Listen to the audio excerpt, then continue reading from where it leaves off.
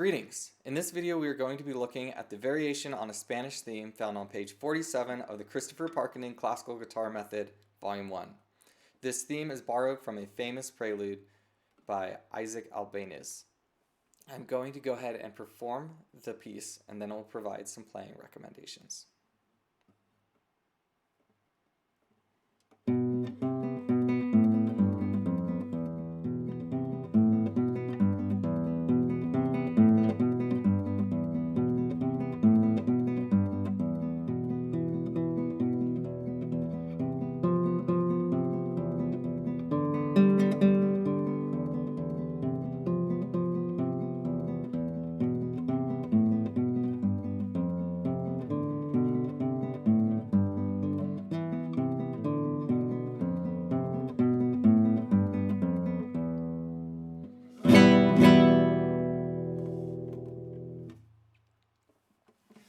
With this piece, we want to think structurally. So the first major gesture in this piece is this B, C, B, A, G, F, E. It's a little bit of an introduction, and then we go into the main theme. So this top B note isn't part of the melody, it's just a texture that adds some flavor to the piece. So we have a little bit of an introduction, and then our main theme, and it repeats.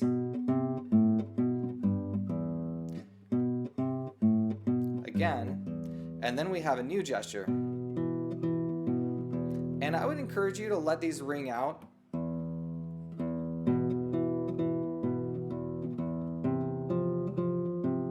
And if you look, the notes are moving up. Look at their suggested fingering. We've got a 2 and a 3, and then those exact same fingers are playing the 3rd fret as well. Then we have open strings for the next notes up in our scale, and then it moves back. And then we go back into another gesture. So for this whole gesture, I would encourage you to play the contour of that. So softer, a little more intense, a little bit less intense. This is moving back to the theme. But then there's a variation, and we end on F instead of E. I personally think it sounds better to hold on to that F for an extra beat and let it ring into the next sort of scale movement or melodic movement that we have going on. So here's what that looks like.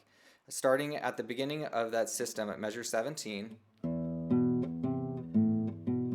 hold on to F, and then release it. That extra beat of those arrivals just helps it to sound more like an arrival, and it creates this kind of clash between the ending melody and this new melody that's coming in. And it starts to have just a little bit more going on. You hear what the voices are doing against each other, and it creates more interest when you can hear that line end satisfactorily, but start to do something new as well. And at the end, we obviously have a strong descent into our tonic, and then a strum. Here it's suggesting you do a thumb rasgueado. You're just going to take that thumb and pull it through all 6 strings nice and forcefully. If you do that, it's going to have just a very nice Spanish flavor to it.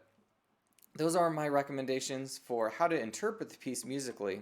I would also encourage you to be deliberate to reach upward with those fingertips. So I'm coming in at sort of a steep angle. If I curl my fingers very far, it can be really easy to bump those nails on the next string. But when we're in a situation like this, where we have a lot of scales happening in the bass notes, it can be very effective to keep a lower angle. Because once we start to try to hold one of these notes and grab these guys, things just get a little bit twisted around if we're curled. Think about curling those fingertips and then trying to come back to the 4th string. It's very difficult. We have to drop this joint right here. But if you just come at a steeper angle, then you don't have to collapse the joint. That's the word I'm looking for. You don't have to collapse the joint, and it stays more comfortable for the hand. So I've had much more success keeping a little bit of more oblique angle rather than curling my fingertips on string 6. I encourage you to find what works for you and see if that helps. But those are my recommendations for this piece. I encourage you to wrestle with it. This is a good one to know. I hope this was helpful to you, and if you did find it helpful, I encourage you to like and subscribe. It will help others to find it as well. Thank you very much for watching. God bless.